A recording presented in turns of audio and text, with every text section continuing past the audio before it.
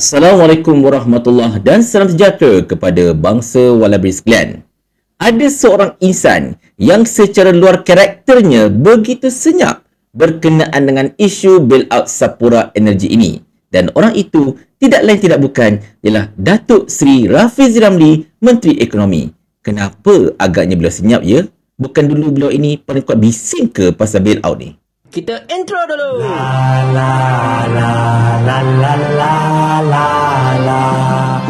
Cerita macam ni tuan-tuan dan puan-puan sekalian. Kita semua tahu yang kerajaan telah bailout Sapura Energy dengan memberikan soft loan sebanyak 1.1 bilion ringgit. Di mana soft loan itu of course lah bersyarat. Iaitulah syaratnya Sapura Energy hanya boleh gunakan duit itu untuk membayar hutang mereka kepada vendor-vendor Sapura Energy itu saja. Tidak boleh digunakan untuk benda yang lain. Sekadar kena bayar liability saja tuan-tuan dan puan sekalian. Dan soft loan itu telah diberikan melalui penjualan dan pembelian saham-saham pinjaman boleh ubah boleh tebus oleh Malaysian Development Holdings MDH. Tetapi walaupun benda ini terang-terangan merupakan satu bailout, pihak kerajaan bermati-matian nafi kata ini bukan bailout.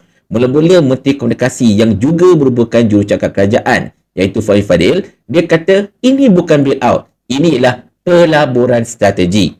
Kemudian tak berapa lama lepas itu tuan-tuan dan puan sekalian, pada hari yang sama Perdana Menteri Datuk Seri Anwar Ibrahim mengatakan bahawa ini merupakan pinjaman, bukan bailout tetapi pinjaman, dan pinjaman ini bersyarat. Syaratnya ialah pengurusan Sapura yang tertinggi kena ditukar dan kemudiannya audit forensik telah pun dibuat ke atas Sapura Energy ini, barulah kita boleh bagi pinjaman. Dan akhirnya kerajaan mengakui bahawa ini merupakan satu suntikan dana dalam bentuk pinjaman kepada Sapura Energy. Dan sekadar untuk rekod tuan-tuan dan puan-puan sekalian, saya telah menyatakan dengan jelas, tidak kiralah dengan apa cara sekalipun, bagi pinjaman ke, bagi duit macam itu saja ke, beli bond ke apa-apa ke, tak kisah apa pun, selagi tujuannya ialah untuk menyelamatkan sesebuah syarikat ataupun perancangan itu daripada collapse, daripada bankrupt, daripada jatuh, itu ialah bailout namanya. Tak kiralah atas apa nama sekalipun.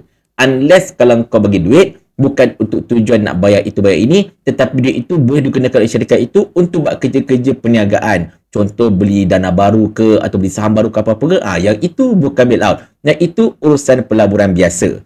Tapi tak apalah. At least kerajaan dah mengaku akhirnya, dan secara asasnya tuan-tuan dan puan sekalian, saya sependapat dengan Tun Dr. Mahathir betapa memang Sapura Energy ini kena dibantu. Sebab kalau tak dibantu, ingat tak apa jadi pada tahun lepas, di mana Sapura OMV terpaksa menjualkan dia punya kepentingan kepada syarikat luar, menyebabkan kita kehilangan pelantar-pelantar minyak yang sangat-sangat strategik, tuan-tuan dan puan-puan sekalian. Dan kita tak nak kita punya entiti-entiti perniagaan negara kita ini kehilangan aset dengan lebih banyak lagi selepas ini. Dan lah kita memang dah banyak hilang aset. Nanti lagi hilang lagi banyak lah masak kita tuan-tuan dan puan-puan sekalian. Tak ada pendapatan sudahnya negara kita ini. Tetapi itulah, ketika ramai orang berbicara berkenaan dengan bailout ini, Datuk Seri Anwar Ibrahim berbicara, Faiz Fadil berbicara, kan, semua bicara saya cerita, ada seorang insan ini yang dahulunya begitu lantang berkenaan dengan bailout ini, tiba-tiba sekarang macam di luar karakter, begitu senyap, tak ulas langsung pasal isu ini. Orang itu tidak lain tidak bukan ialah Menteri Ekonomi Datuk Seri Rafizi Ramli. Dan benda ini memang pelik lah. Sebab macam saya katakan tadi, ketika tahun 2022 sebagai contohnya kan, Rafizi lah antara orang yang begitu lantang menentang sebarang idea untuk bailout Sapura Energy ini. Dia kata kita tak payah ikut Najib Nomics. Kita tak payah gunakan sistem Najib ataupun idea Najib untuk bantu selamatkan Sapura Energy.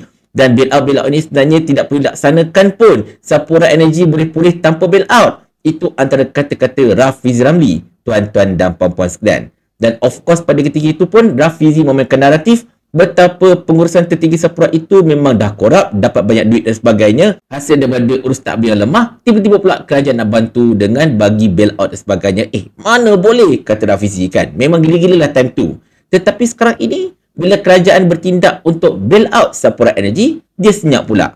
Tak kira dekat TikTok beliau ke atau di mana-mana saja ke, tak dengar kenyataan beliau langsung. Which is macam pelik jugalah, kan? Selalu beliau akan laju je respon. Contohnya macam ucapan Dr. Haim Hilman yang mengkritik Rafizi dekat sidang Dewan Kedah, laju saja dia respon. Tetapi yang ini macam dah berhari ni saja, dah 2-3 hari kot. Senyap je kan. Kenapa agaknya Rafizi menjadi senyap tiba-tiba ni, tuan-tuan dan puan-puan sekalian? Beliau bukan macam ni tau. Saya rasa saya mungkin ada jawapannya mengapakah Rafizi Ramli yang selama ini lantang tiba-tiba menjadi senyap. Dan pandangan ini juga telah diutarakan oleh saudara Eric Situ ataupun Lim Sian Si dekat Facebook. Dia cerita macam ni tau. Pada tahun 2022 kan, sekitar tahun 2022 itu, memang Rafizi macam saya katakan tadi merupakan insan yang sangat-sangat lantang menentang idea memberikan bailout kepada Sapura Energy ini. Di mana kata Rafizi, kerajaan tidak harus membantu Sapura kerana ianya hanya akan memperkayakan tycoon yang kononnya telah rembat duit-duit Sapura ini dalam bentuk gaji, bonus dan juga bayaran sewa. Di mana masa itu keluar satu naratif, CEO Sapura gaji sampai RM200,000 sebulan. Tetapi Sapura Energy menjadi semakin drop, semakin miskin, semakin bermasalah sampai kena bail out. Itulah naratif yang dimainkan oleh Rafizi Ramli dan juga Pakatan Harapan pada ketika itu. Tetapi satu isu saja. Tuduhan yang dilemparkan oleh Rafizi pada tahun 2022 itu sebenarnya tidak relevan langsung. Kerana secara asasnya, sebelum tahun 2009, Sapura Energy ini ataupun Sapura Holdings itu sendiri merupakan syarikat yang fully swasta. Bukannya syarikat berkait kerajaan. Ya betul, Khazanah mungkin ada pegang sedikit pegangan lah dalam Sapura pada ketika itu. Tetapi tidak substansial. Sebaliknya pegangan saham yang tertinggi masa itu dipegang oleh Tan Sri Syahrir Syamsuddin, iaitu pengasas Sapura itu sendiri. Sehinggalah tahun 2019.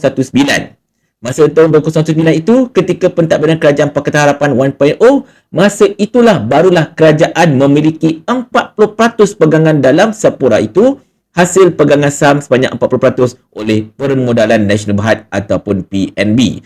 PNB ini macam kita tahu merupakan instrumen pelaburan yang cukup penting dalam khazanah. Jadi in a way, 40% yang dimiliki oleh PNB itu essentially 40% dimiliki oleh kerajaan. Pada ketika itulah baru Najib take note dengan Sapura ini, barulah Najib cadang untuk bail out Sapura. Sebelum itu, kes tahun 2019 ke bawah, Najib tak kata apa-apa pasal Sapura. Tak sebut pun, okey, kita kena bail out Sapura sebagainya dulu. Tak ada. Hanya selepas tahun 2019, selepas Sapura itu 40% dimiliki oleh kerajaan secara tidak langsung, maka pada ketika itu barulah Najib bersuara. Dan tuduhan Rafizi mengatakan bahawa pengurusan Sapura, CEO dan sebagainya, rembat duit, dapat duit banyak, walaupun kami tengah bermasalah, itu kebanyakannya berlaku sebelum tahun 2019.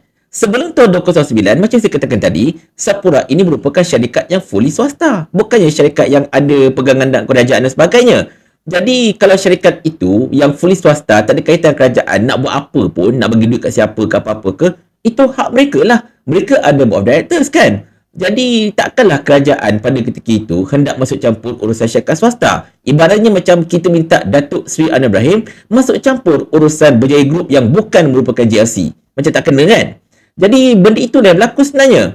Memanglah cara dapat duit sampai 200,000 ke apa-apa. Contohlah kan, dapat duit banyak tu, for example. Tetapi anda kata kalau dia dapat duit itu sebelum tahun 2009, dan itu hak Sapura nak bagi pun tak ada kena dengan kerajaan. Tetapi hanya selepas Sapura itu 40% dipegang oleh PNB, maka pada ketika itulah Najib masuk campur. Dan kena ingat satu perkara tau. Macam yang saya telah laporkan semalam, sejak tahun 2009, iaitu sejak Sapura ini dipegang oleh PNB, banyak sekali pengurusan yang teratas Sapura ini telah ditukarkan. Dilantik dengan orang-orang PNB untuk menduduki tampuk pentadbiran mereka kan. Termasuklah CEO, pengurusi semua tukar. Dan Tan Sri Syahrir pula pada ketika ini hanya pegang sebanyak 10% saja pegangan dalam Sapura Holding Sapura Energy ini. Jadi secara asasnya, tuduhan Rafizi ini sebenarnya tidak relevan dan dia tidak sepatutnya sentuh Tan Sri Syahrir. Tan Sri Syahrir dah tak ada kena-mengena dengan Sapura lagi dah sebab itu. Beliau bukan lagi merupakan CEO, beliau bukan lagi pengurusi, bahkan beliau bukan ahli lembaga pengarah pun. Beliau hanyalah pemegang saham sebanyak 10% saja dalam Sapura. Tetapi tak, beliau teruskan serangan.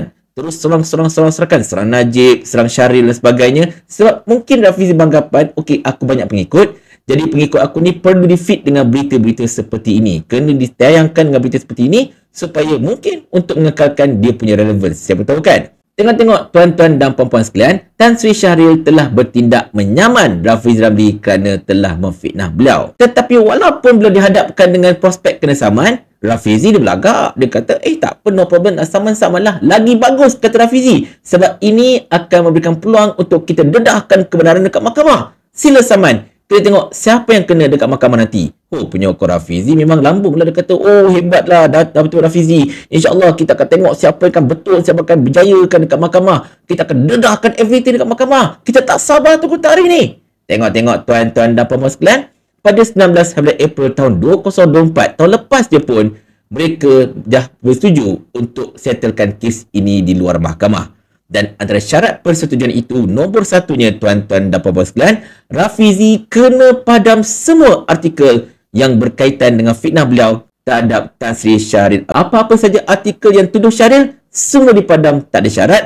Dan yang kedua, beliau juga telah berjanji tidak lagi akan menimbulkan sebarang isu berkenaan dengan Sapura ataupun Syahril sama ada secara langsung ataupun tidak langsung pada masa-masa yang akan datang. So, in a way, Rafizi Ramli sebenarnya telah diberikan gag order berkenaan dengan Sapura ini, tuan-tuan dan puan sekalian. Beliau tak boleh nak bersuara langsung pasal Sapura. Tak kira macam mana beliau nak pun, beliau tak boleh buka mulut pasal Sapura Holding. Mungkin kerana inilah, tuan-tuan dan puan sekalian, Rafizi Ramli kelihatannya macam di luar karakter begitu senyap berkenaan dengan isu bailout Sapura ini. Walaupun saya yakin beliau kepanasan jugalah. Mana tidak je tuan-tuan. Kena pilih kiri kanan depan belakang atas bawah. Kau beliau kena dengan netizen. Hai, saya datang dari masa depan. Hai, saya datang masa depan dan sebagainya kan. Tengok-tengok, beliau tak boleh nak balas. Kerana apa? Mungkin kena gag order persetujuan yang telah dicapai bersama-sama dengan Tan Sri Syahril ini. Siapa tahu kan? Jadi, itulah.